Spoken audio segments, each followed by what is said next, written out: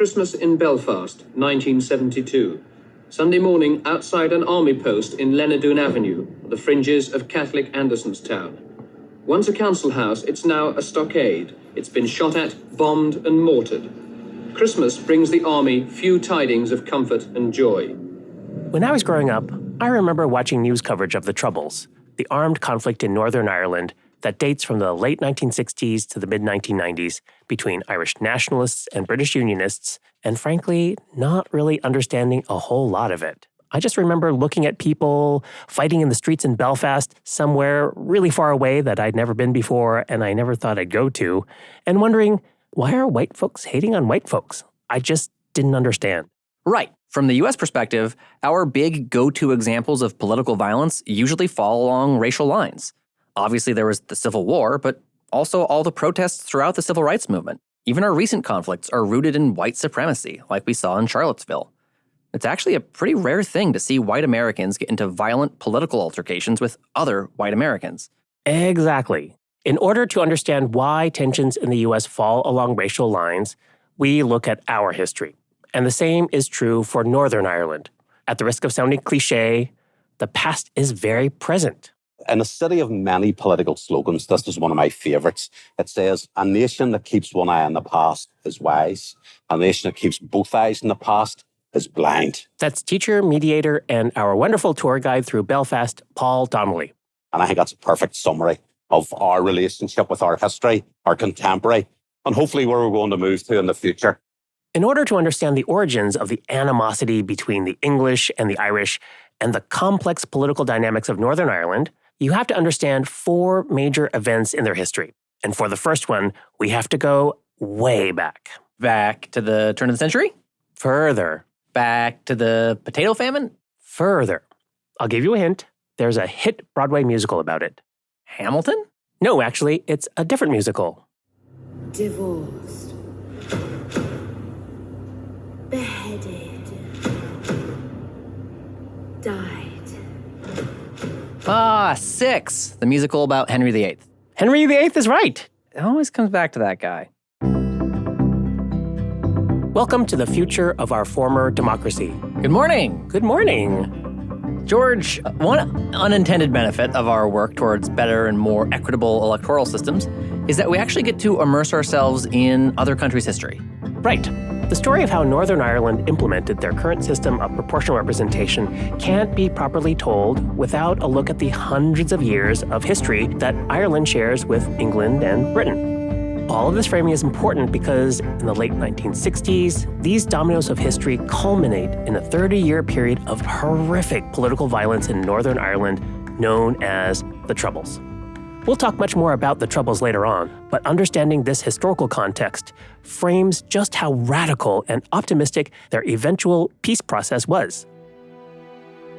Good evening. A historic day at Stormont after 2 years of talks and after a generation of bloodshed and decades of division and acrimony, George Mitchell ushers in what the whole island hopes will be a new era of peace. An agreement that unites Loyalist and Republican, Unionist and Nationalist leaders in a wide-ranging historical accord. The Troubles ended with a deal brokered in 1998, commonly referred to as the 1998 Agreement, or the Good Friday Agreement, or the Belfast Agreement. More on that agreement name later. Right.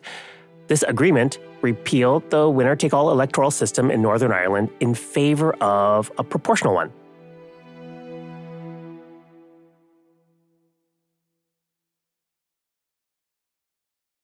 All right, George, so tell us how Henry VIII fits into all this. In 1534, Henry VIII establishes the Church of England, which pretty much in short order leads to the founding of English colonies in Ireland, most notably the Ulster Plantations. The founding of these plantations is a first of four major events I want to explore, which exemplifies the English and then the British colonization and subjugation of the Irish. Though this stuff may sound at first blush like ancient history, it's all still very much felt by many Irish people today and contributes to ongoing cultural tensions. I'm reminded, as we talk about this, of a phrase that we heard while we were in Ireland. One of our tour guides told us about the phrase, the Irish never forget and the British never remember. And I think that sums up how a lot of people on the island of Ireland feel. There's the sense that the English came into Ireland and supplanted the native Irish population, especially in the north, in ways that very much resonate today. Most of our history, though, for close to 1,000 years now at this stage, 850 years and counting, has really been shaped by our relationship with our nearest neighbours, England. That's Daragh Fitzgerald, our fantastic tour guide in Dublin. And, I call it a relationship. It was a very one-sided relationship, really, for most of that history. It was a colonisation. So Henry VIII's divorce is the cause for the Irish Catholic and English Protestant tension? Kind of. Keep in mind, this is the mid-1500s, and Ireland is not yet officially part of Great Britain. Parts of it are formally ruled by the King of England under religious decree by the Pope, but this was more of a formality than a reality in day-to-day life. Much of the island remained independent at this time, and the vast majority of people who lived in Ireland were Irish. The history of this era is incredibly complicated, but the simplified takeaway is this. While all of England converts away from Catholicism and to the Church of England, the people of Ireland remain Catholic. Ah. So, all of a sudden, in addition to all of the political tensions already present, from an English king having dominion over the Irish, there was now also a spark of religious tension between Ireland and England. Got it. So even though both churches were relatively similar in terms of their relationship to God and imagery and all that good stuff, there basically is now, technically speaking, a divide between England and Ireland that makes it easier for the English to just completely otherize the Irish from then on out, because the Irish no longer share the same religion as them. Is that right? That's exactly right. And the English would use this difference of religion as an excuse, not just to treat the Irish as second-class citizens for practicing an inferior religion, but to begin colonizing Ireland. Don't think of Irish history too much in terms of religion. It's a very easy, but actually a quite inaccurate way of looking at our history. Because that group, the Protestant ascendancy, right, they didn't come to Ireland and then start debating theology with the local Catholics, discussing the differences in the sacraments. They were taking the land, booting the locals off it. Religion was just often used to justify all of that at the end of the day. There had been various attempts by the English to control Ireland. Because if you look at a map, if you see Great Britain, the island of England, Wales, Scotland, and such, Ireland is essentially to the west. It's like the back door. If you are England and you're constantly being attacked by these other countries that are now like enemy Catholic countries like France and Spain, Ireland is really important. If you can shut that back door, then you've protected yourself from invasion through Ireland. And so the thought that they had was, well, let's really try to control it. I mean, it's one thing just to send military there and conquer, but it's another thing to start to populate it with your own people. So in the 16th and 17th centuries, the English really began focusing on settler colonialism in Ireland. These farms were called plantations. And the plantations here were like colonial towns with farmland. So what happened was English and Scottish settlers moved over to Ireland with the English and then later the British Army. And they kicked the locals off their land and they set up towns and farms all over the island. And all of those plantations actually weren't very successful, didn't take root in Irish society, didn't last for very long, and their legacy isn't really there today at all, except for the plantation of Ulster in the north. That one was really successful. So that's why from about the 17th century, right up to today, we have a real kind of mixed bag of identities up the north. There's a lot of people who would identify very much as British. There's a lot of people, of course, who would identify very much as Irish. And then there's also a lot of people who would identify both as British and Irish. As I say, we have a real kind of mixed bag of identities up the north as a result of that plantation. And the mixed bag of identities in Northern Ireland to this day trace back to this period where the English are coming over to Ireland and forcibly subjugating them. There's a lot of tension between these Irish Gaelic chiefs who are trying to resist control of England, but ultimately they're forced into exile. This is a watershed moment in Irish history because this ancient Irish aristocracy in Ulster, in the north of Ireland, were forced to abandon their homes, never to return. These departures echo into the future, because although they were the first to flee at the hands of the English invaders, they wouldn't be the last. This exile of Irish aristocrats from their homes would come to be known as the Flight of the Earls. Is there much of a mirror here between this and sort of the manifest destiny push in the US in the 19th century that culminates in the Trail of Tears? It's absolutely parallel. With the Irish land-owning class gone, there are all these empty manor houses. There's this land that's not being controlled. With this power vacuum, it's really easy for the English to start sending tens of thousands of Scottish and English people to populate and control Ulster, ensuring the long-term success of the Ulster Plantation. And Ulster is essentially a region in the north composed of a cluster of counties. Right. Today, parts of Ulster are under the jurisdiction of Northern Ireland, also known as the United Kingdom, while other parts remain in the Republic of Ireland. And so by the 17th century, the English established control of Ulster, this former stronghold of Irish Catholic political and cultural identity. This point in history, the flight of the Earls, foundation of the Ulster Plantation, colonization of the north. Right. These are some of the very first seeds of what will eventually lead to the north of Ireland becoming a unique jurisdiction separate from the rest of the island called Northern Ireland. Got it. So, Flight of the Earls sounds like a fun title of a movie, but it's actually very serious and very foreboding. What's going on throughout the rest of the island? Are the English and Scots making plays there too? Yes, the English view the rest of Ireland as a big threat. And to be clear, at this point, the whole island of Ireland is under one jurisdiction, right? By that I mean, it's decentralized, yes, but it's controlled by the Irish. And at the same time, facing colonization attempts by the English in the north and attempted conquest by the English everywhere else. Exactly. The concept of Northern Ireland as a legal jurisdiction doesn't come about until the 1920s, but we're getting ahead of ourselves. Right, okay. Back to the 1640s we go. We now look at the second major event, the English conquest of Ireland led by Oliver Cromwell. One of the guys very central in the process of plantation and colonisation was Oliver Cromwell. He's a very significant historical figure in England. I don't know if anybody's been to London, it's a great city, but in Westminster, at their parliament there's a statue to Cromwell outside of it. Because to be fair, he won their parliament way more rights away from the divine rule of kings and all this kind of stuff. England had a couple of civil wars in the 1640s. Cromwell was on the side of their parliament against a tyrannical king. So, he is important to England's democratic development. In Ireland, though, he's remembered very, very differently. He was an absolute villain in Ireland, personally responsible for tens of thousands of deaths on the island. So Cromwell and his army arrived to Ireland in August of 1649. And within 4 years of their arrival, up to a quarter of Ireland's population, up to 500,000 people, would be dead. By famine, because the soldiers ate all the crops and burned the rest of the crops as well. So there was mass starvation amongst the people who lived here. By disease, because they didn't mean to, but this always happens, right? They brought diseases over that the locals weren't immune to. Plague in particular ravaged the local population in this period. And then also, of course, by the sword. Cromwell and his army butchered tens of thousands of people in Ireland. He very famously said that the local Irish could go to hell or to Connacht. You could die by the sword, or you had to move to the furthest western part of Ireland beyond the River Shannon. It's more like heaven on earth than hell, right? It really doesn't bear the comparison. It's absolutely stunning out there.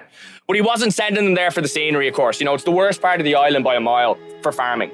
The rest of the island's a lot more fertile than the far west. That's why Cromwell booted them off over there. And with Cromwell especially then, a local ruling class established itself here in Ireland. And they were called the Protestant Ascendancy. And as the name suggests, right, they were Protestant. They were specifically from the Anglican Church. And they made up about 10 to 15% of the population of the island. The bulk of the population, close to 75% or so, was Catholic. And then there was about a 5 to 10% Presbyterian population on the island as well. We went to one town that endured particularly brutal treatment under Cromwell, Drogheda. Drogheda was the biggest town in Ireland.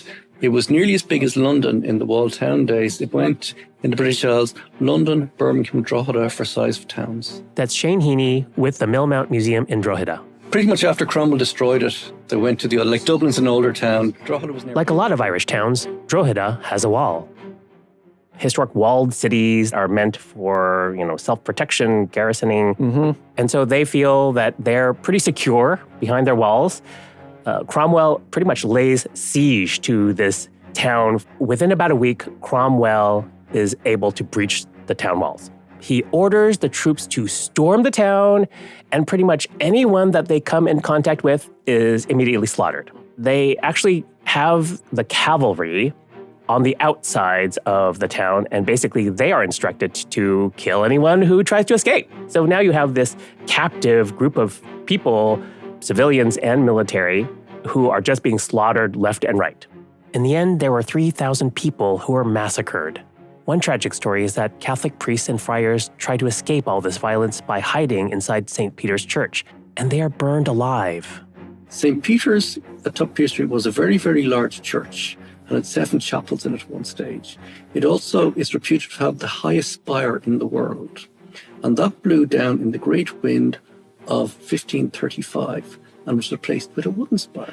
And then during Cromwell, when he came to Drogheda in 1649, on the 11th of September, Drogheda's got 9/11 too, the garrison here in the barracks, 100 officers went to the wooden spire in St. Peter's, hoping to get sanctuary. But Cromwell, being a Puritan, didn't believe for sanctuary and burnt the tower down with them inside it and destroyed the church. This is just one story of Cromwell and his scorched earth tactics. This was his MO throughout Ireland. Bryan Ephraim, also with the Millmount Museum, tells us more. Well, look, 3,000 people killed, were murdered, massacred in the town itself. Bloodbath, massacre. Some people tried to surrender, they were executed. It's even today. It's still remembered as quite a bloody, brutal affair. It created tremendous amount of how should you put it? Bitterness, anger towards Britain, basically England. Bitterness towards British rule. I know it's a bit cliche to compare European history to Game of Thrones at this point, but I feel like he reminds me a lot of Tywin Lannister in terms of his brutality and ruthless command of the military. I'm pretty sure there is some spark of inspiration there. Burn the villages, burn the farms. Let them know what it means to choose the wrong side.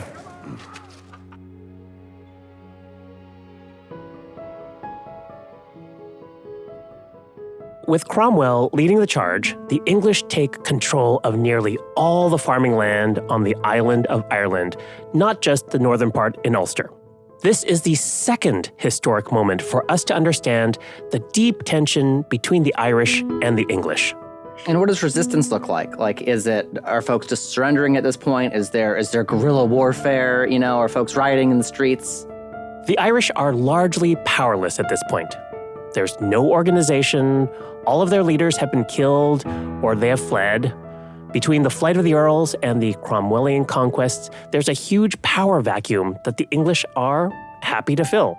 So there's nothing left for the Irish at this point but to be subjects. And this is how things stand for quite some time. Okay, so that's 2 events down. The English and Scottish colonizing the Ulster Plantation, and now Cromwell's killed about half of the entire population of Ireland, at least 1 million people. That's a lot of death. Where do the Irish even go from here? Well, it's important to think about the situation in England at the time as well, because even though King Henry VIII establishes the Church of England, his descendants are jockeying for control of the monarchy. Some of them are Team Catholic, some of them are Team Church of England, and some of them want to go even further in terms of reforms. So there's this whiplash of control. That brings us to the third event, the Battle of the Boyne. In 1690, there's a direct military clash between a Catholic and a Protestant monarch on Irish soil. It all started 5 years earlier when King James II, a Catholic convert, comes to power. Keep in mind at this point, England has largely converted away from Catholicism and to the Church of England. England is now partially defined by its negative relationship with Catholics and Catholic countries like France. This alone would make things, let's say, a bit, rocky for the British nobility. But then it gets worse. James has a son. Uh-oh. Without an heir, King James II might have just been a blip in English history. But having a son means a Catholic heir to the English throne, and that spells trouble. And this is because the daughters can only succeed if there isn't a son, right? The sons leapfrog ahead in terms of the order of succession. That's right. jump in that line of succession over the Anglican daughter Mary, who was, by the way, married to this dude named William of Orange. Oh, yes. King Billy, as he's known colloquially. I'll let our friend Paul, our fantastic tour guide in Belfast, take it away. Prince William of Orange is sort of the hero of Protestantism in Ireland. He was the Dutch king, invited by the British Parliament to take the throne because they'd had a Catholic king, and that was not part of the game plan for Protestant Britain. Did you get all that? King James is ousted for being a Catholic and having a son, and is dethroned by William of Orange, a Protestant Dutch monarch with the support of the English Parliament. But instead of just accepting his ouster, the exiled King James goes to staunchly Catholic Ireland to raise an army. James tells the Irish that if they help him retake his rightful throne from the now King of England, William of Orange, he will free the Irish people and give them all sorts of rights and privileges. This creates a big problem for the English nobility that supported William of Orange's coup. So you had to get rid of James II and get this Protestant monarch. And he comes to Ireland, and it's a really incredible process. So William of Orange, Protestant, ousts King James II, Catholic. King James raises an Irish army to retake the throne, and then William of Orange brings the English army to Ireland to fight King James? Exactly. He comes to Ireland and his forces defeat James at the Battle of the Boyne. There's actually many other battles. The Battle of the Boyne wasn't particularly military, a big event, but both monarchs were present, and that gives it a huge symbolism, and William defeats James. By the way, I know we've already talked about how English history inspired George R.R. Martin, but two kings contesting the same throne, literally meeting on a battlefield? Come on. Bum, bum, bum, bum, bum, bum, bum, bum, bum, bum, bum, bum, bum. So the now King William and the English Protestants defeat the former King James and the Irish Catholics. Yep. By the way, William was actually James's nephew and his son-in-law. He was married to his daughter, who was his cousin.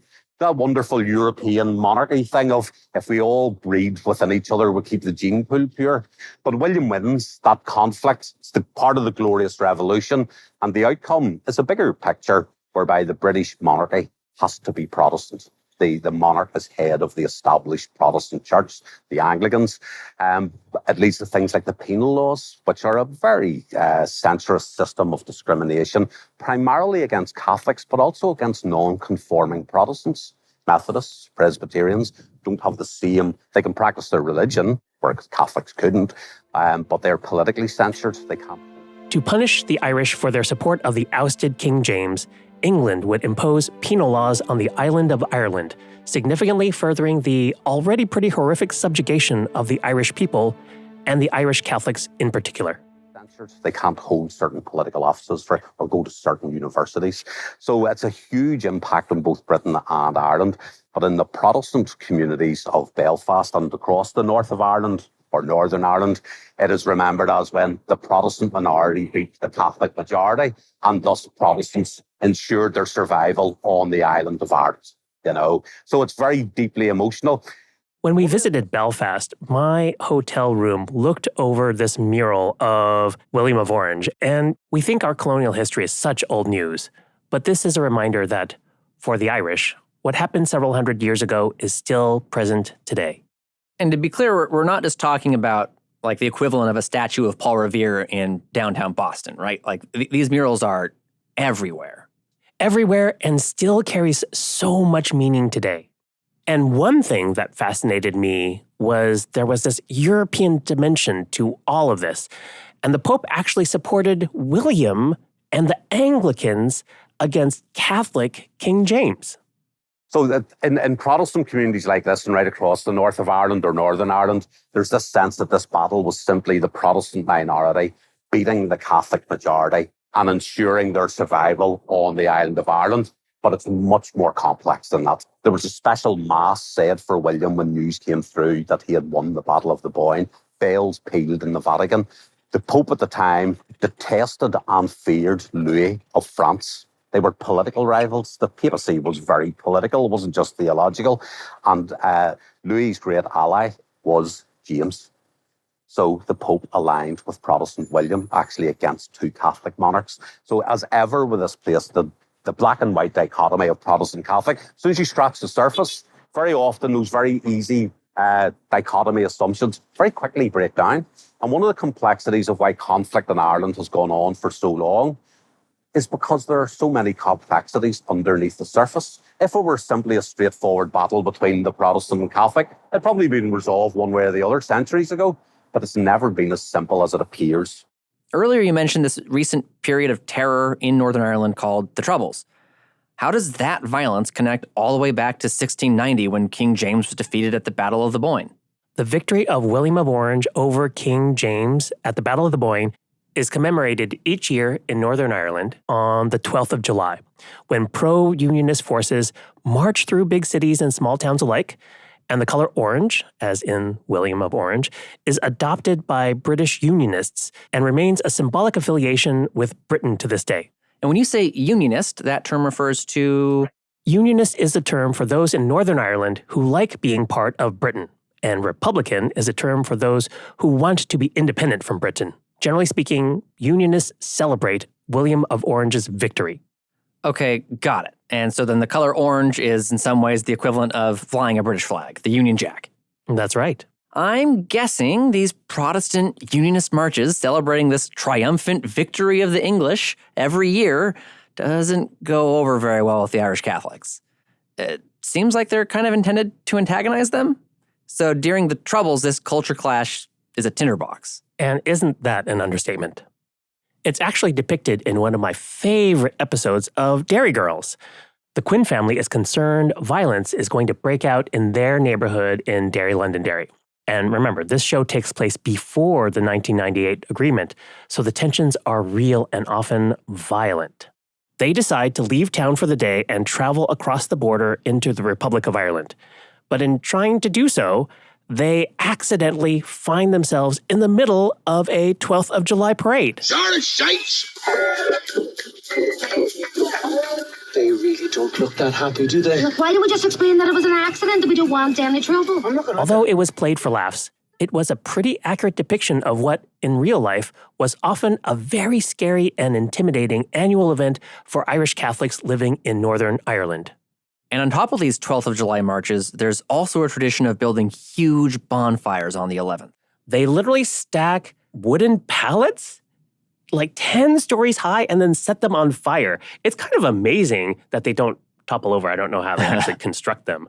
And then on the 12th of July, they will actually have the Orange Order, which is essentially a fraternal organization, organize these parades through the major cities. Nowadays, they may avoid the most Catholic neighborhoods because, frankly, that's where the tensions are the highest, where the highest likelihood of violence happens, that they now parade through the main streets of, let's say, downtown Belfast, so it's not quite as antagonistic. Certainly, during the time of the Troubles and before, it was definitely a, thumbing your nose. You bite your thumb at me, sir. Right. It's not that any one of those people had anything to do with the Battle of the Boyne in the late 1600s, but yet it is this kind of source of pride. So, in a nutshell, the Battle of the Boyne was about the English nobility's anxieties in response to the threat of a Catholic dynasty. Right. Dominic Bryan, author of the book Orange Parades, The Politics of Ritual, Tradition, and Control, and professor at Queen's University Belfast, tells us more about the significance of the Orange Order. They formed as an all-male organisation, very similar to the Freemasons. In fact, some of them were Freemasons, and a lot of the imagery is the same as the Masons use. And they, from that point on, paraded every year on the 12th of July. And that organisation grew in strength through the 19th century. And when the state of Northern Ireland was set up in 1921, they were a predominant cultural political organisation in Northern Ireland, so much so that the Ulster Unionist Party, which then went on to control politics in Northern Ireland at that point, almost all of them would be members of the Orange Order. We'll get to how Northern Ireland becomes a separate jurisdiction. But all you need to know for now is that Northern Ireland's boundaries were drawn explicitly to secure permanent political power for Unionists, primarily the descendants of English and Scottish colonists. So the Northern Irish government from 1921 to 1972, completely run by the Ulster Unionist Party.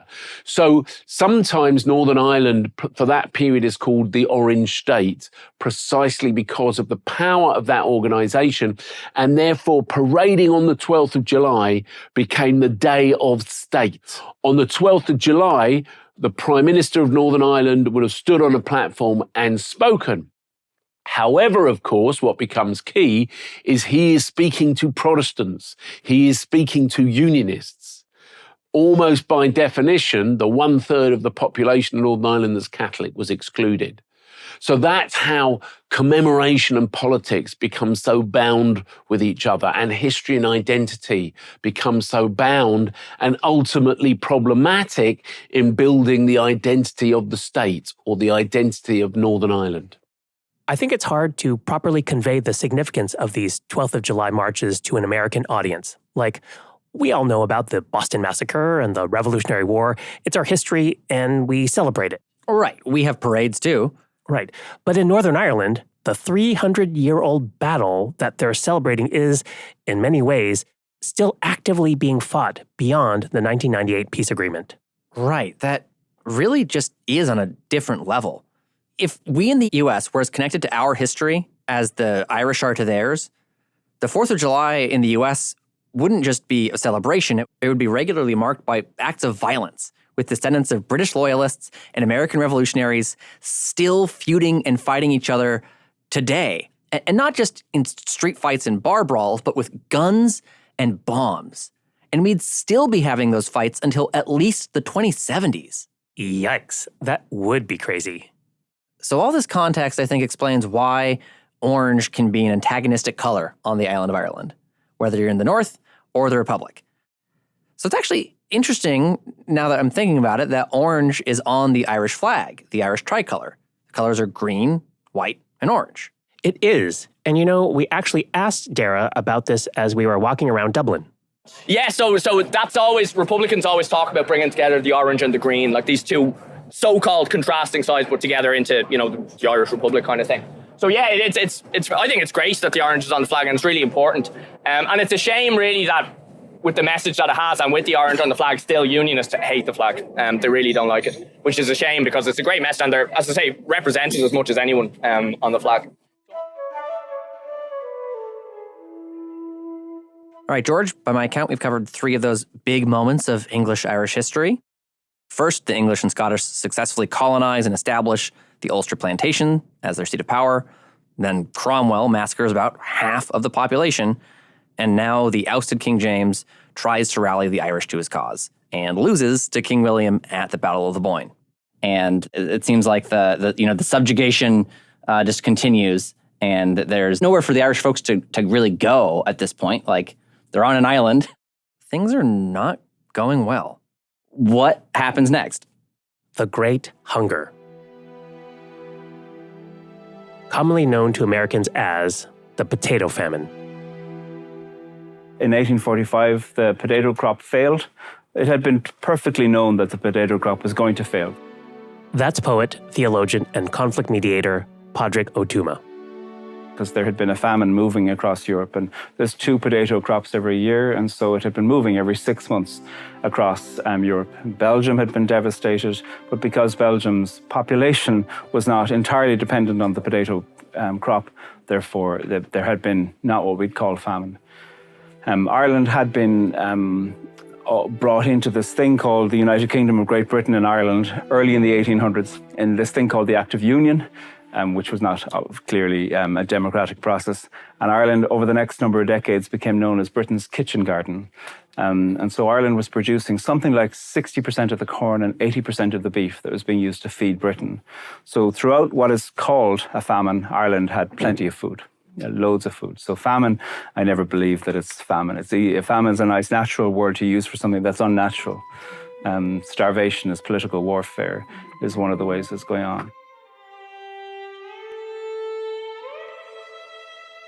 The then government in Dublin wrote to the British government to say there's going to be absolute devastation because there's huge amounts of impoverished people who are entirely dependent on the potato, and said if this potato blight comes here, as we know it is, our population is going to be starved.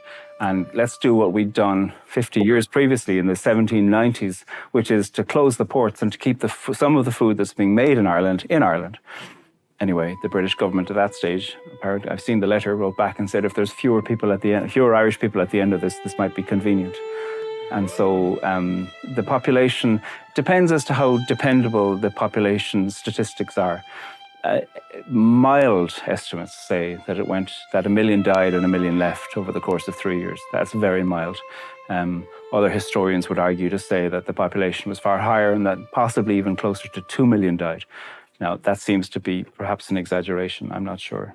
But my great-great-grandfather was born in 1840 in West Cork, and his parents, when he was about 1847, which was the worst year of we call it the starvation, on Gorta Moor, the Great Starvation, and which was the worst year, 1847. So he was maybe 7, maybe 8. Nobody quite knows when he was born. His parents decided that they would walk the 20 miles to where the nearest Protestant soup kitchen was, because if you converted, this wasn't the case with all soup kitchens, but certainly it was with that one. If you converted to Protestantism, you could get food, which is a way of understanding the relationship between religion and power. It got absolutely nothing to do with what you think about theology. And I know that such measures have been used in many other places too. Ireland's not unique. Anyway, they decided to walk, but they both died, as did his younger brother. Anyway, he arrived in this place, and there was a kindly man from England who spoke no Irish. My great-great-grandfather spoke no English. And this kindly man brought him into his family and kept him in the family from around the age of 7 to the age of 12. But he wanted to find out where his parents' bodies were. Clearly, his parents' bodies were in a mass grave, the like of which I grew up next to. There's mass graves all around Ireland. Or they had been burnt, because lots of people burnt bodies as well, of course, because of disease. So here's a poem it's called The Potato Famine, which is a profoundly offensive term to us here, and the words potato and famine are both crossed out. So it's called The. My father likes his spuds piled high upon his plate. My mother likes her peace and her diet magazines. My great-great-granddad was the only one who made it. At the heart of that famine was the scheming of a state to bring a people to their knees for the state's convenience. My father likes his spuds piled high upon his plate. On the phone, an Englishwoman says the Irish are fixated on their stories of the past in a way that's quite obscene. But my great-great-granddad was the only one who made it. My auntie moved to England and learned how to translate between the way people act and the way their history's been. My father likes his spuds piled high upon his plate. There are proteins in our fields from forgotten famine graves. Some families fed on rotten grass, and, my mother tells me, my granddad's granddad was the only one who made it. His family had all starved. He missed his confirmation. Decades later, a priest arranged it. Didn't make a scene. My father likes his spuds piled high upon his plate, and my great-great-granddad was the only one who made it.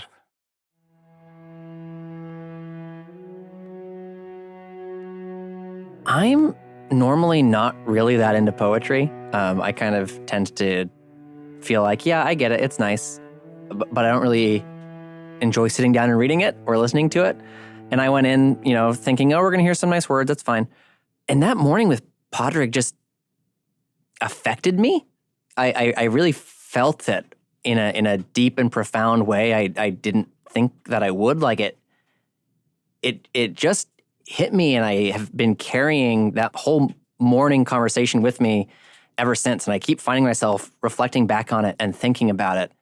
I think for me, it's easy to just recount all of these points in history of this happened and that happened, but to bring in the real lived experience of how someone is navigating their own world and how to bring people together and have a vision for their own future of self-determination and breaking it down in ways that was much more emotional. I feel like sometimes I'm so driven by and focused on the head that I leave behind the heart. It's almost kind of embarrassing to think about at how many moments during that trip I was on the verge of tears. Like, I'm not the type of person that just like cries during a rom-com. Okay, I kind of am, but not really. There were just so many moments that I felt viscerally like I'm so connected to what's going on, and I'm so sad and I'm so moved that it almost feels like, in many ways, an obligation and an honor to help tell the story. Yeah. It's tough to think about the scale of devastation, the loss, and the resulting Irish diaspora across the world. There's one specific story that has really stuck with me personally. And I think it exemplifies the way in which access to the truth of what happened is just limited. So often, deaths and atrocities, abuses of power would go unreported. And so this one report in a newspaper really caught my eye. A tragedy that happened in a little town called Dúlach. March 30th, 1849. There are two inspectors who arrive at this little town called Louisborough, essentially to gatekeep who can qualify for famine aid, as minuscule and pitiful as it is. Great. Basically, it sounds like means testing for the 1800s. Yeah. So instead of going to Dúlach, where hundreds of desperate people are assembled to qualify for relief aid, the inspectors relocate to a hunting lodge about 12 miles south of Louisborough. The starving residents are told that they need to get to the hunting lodge by 7 a.m. the next morning if they want to be considered for aid. This is March. This is bad weather. This is still pretty much winter. And so here are these starving people who are now told to go walk 12 miles overnight. Right. In really bad weather in order to be inspected at some hunting lodge by these two inspectors in order to qualify for aid. The reports in terms of the outcomes there's a wide range. The historic record is not super clear in terms of how many people actually died. Yes, people died. Mm-hmm. So the range is kind of like 5, 10 to several hundred. But the fact of the matter is, there's a complete disregard for human life. That these people who are already suffering and on the verge of starvation are told that the only way that they can get help is to walk overnight 12 miles to some random place, to a hunting lodge, to get inspected. One thing that really gets me is just not to use a legal jargon term, but the totality of circumstances. Not only are these people intentionally starved as a matter of policy and convenience, but their only possible relief is blocked by what is virtually an impossible set of barriers for anyone to clear, even in good health. It just shows how much disregard for life there really was, and how little the Irish people were thought of as people. Yeah, the dehumanization of the Irish people is just astounding. But there's an important postscript. You mentioned earlier the Trail of Tears connection. When news of these death marches reached the Choctaw tribe, they donated to famine relief in Ireland. They raised $710, which was a lot of money in the mid-1800s. This common experience of being forcibly moved from one place to another is something that they completely identified with, and they decided that their fates were interrelated and they needed to do what they could to help. It really was, frankly, only 18 years before that the Trail of Tears happened, so it's still like fresh in their mind of here is like this colonial imperial government that is forcing them to sacrifice their lives for what? Fast forward to 1992, a group of Irish people come to the States and walk the Trail of Tears. That the solidarity over, well over 100 years, they still want to repay the intention of the Choctaw people to support famine relief. It's a story of generosity between Native Americans and the Irish, and it has endured for more than 170 years. And more recently, there was an effort by the Irish to help Native American tribes suffering during the COVID-19 pandemic in 2020. GoFundMe page benefiting the Navajo Nation has raised more than $2.8 million. Irish people make up the list of contributors, commenting things like, "Your ancestors helped my ancestors," and "Ireland remembers." So, as we think of the Great Hunger, really the Great Starvation, which is the final of these four moments, these flashpoints, if you will, in Irish-English history, the Ulster Plantations, Cromwell's Conquest, Battle of the Boyne, and now, once again, the Great Starvation, the brutality can't be underscored. That quote we discussed, the Irish never forget and the British never remember. It seems to me that the Irish couldn't forget even if they wanted to. These traumas that have been inflicted on them over centuries shape their identities and their worldview. The British, on the other hand... I think it's a good thing people don't forget. I think you should remember your history. I don't mean you view everything in terms of, oh, what terrible people these are, but I just mean it's very important to remember your history, and because, it's not just history, it's very much, its legacy and all that is still there today. Like, the legacy of British imperialism is still very much in Ireland today. We're still very much in the shadow of all of this history, so I think it's important it's not forgotten, and it's not just, oh, we're all best mates now, because that's not the reality.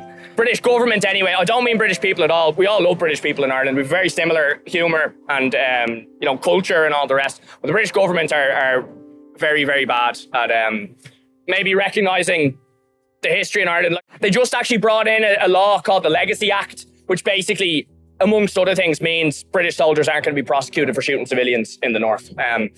So, as I say, they're consciously trying to forget and to bury that kind of past. So, as I say, yeah, there's a conscious, by the British government, I don't mean British people, but by the British government, there's a conscious attempt to forget about all this and kind of move on very quickly.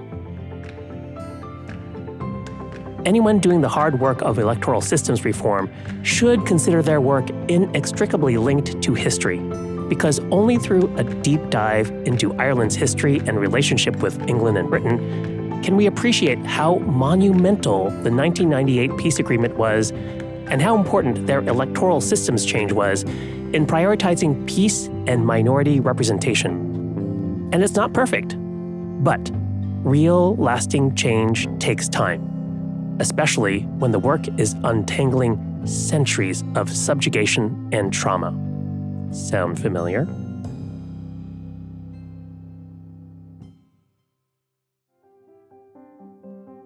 This podcast was produced by Large Media. That's L-A-R-J Media. Maria Paleologos is our producer, editor, and showrunner. Creative direction by Tina Knoll. Sean Simmons, Chris Young, and Sid Gladio are our sound engineers. Editorial and production assistance by Katie Klein, Faith Embody, and Joelle Knoll. Special thanks to Duji Taha and Isaac Organista. For more information on our electoral systems work, please visit us at www.equitabledemocracy.org. I know you've heard this one a million times before, but if you could like us, rate us, subscribe to us, or even give us a review on Apple Podcasts, it all really does help the show. We'd appreciate it. Drogheda was the biggest town in Ireland. It was nearly as big as London in the walled town days. It went in the British Isles, London, Birmingham, Drogheda for size of towns. Really? Yes! I'm not going to lie to you. I'm recording me. You've got to get me up and I'll be in court if I do it wrong.